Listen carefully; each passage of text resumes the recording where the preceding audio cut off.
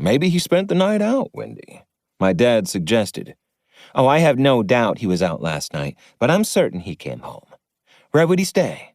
My mother countered, clearly not thinking it was possible for me to be anywhere but where I was.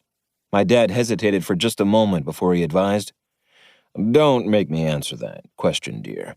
You won't like my response." Mom gasped. Ugh, that's horrible, Larry. I can't even believe you'd suggest that. I had to fight back the laughter threatening to spill out of me. My dad was typically the disciplinary parent in the house growing up, but it seemed ever since I graduated from college a couple of years ago, those roles had been reversed. Dad realized I was an adult and that I could make my own decisions. Of course, he had his opinion on things, but there seemed to be a line he wouldn't cross. No doubt he knew precisely what was happening here. Mom, on the other hand, was either willfully oblivious and just didn't care what she was setting herself up for, or she still believed she could whip me into shape. I don't know why that surprises you. You know how he is. It's the whole reason we're here this morning. Yeah, I know it's how he is, but hopefully that's going to stop today. So it was definitely the latter for my mom.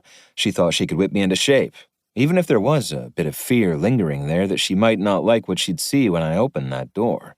Unwilling to allow this to continue, since there wasn't a chance of anything fun happening now, I gave Joy a tap on her shoulder and said, "Okay, it's time to go." She lifted her head up, brought her stunned eyes to mine, and whined. But we didn't even have breakfast yet. I shot her a sympathetic look.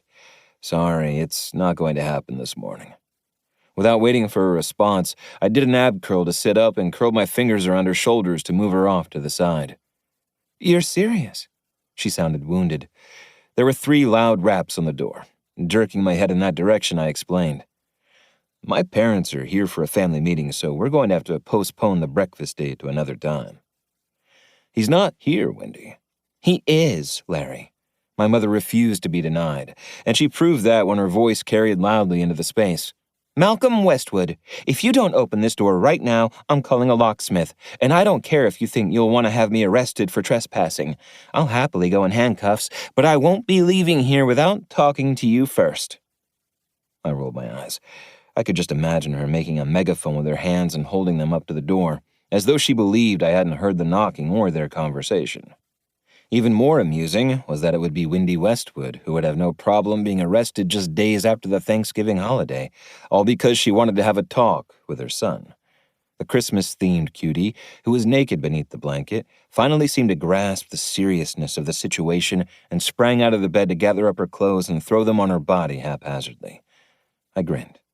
Maybe Mom and Dad's unexpected visit this morning was a good thing. At least I wouldn't have to have a conversation with a woman whose name I couldn't remember. I wasn't proud of myself, but it wasn't like she didn't know the stakes going into things last night. Deciding it was best to put them out of their misery, I pulled on a pair of sweats and yelled out, "I'll be right there. Give me a minute."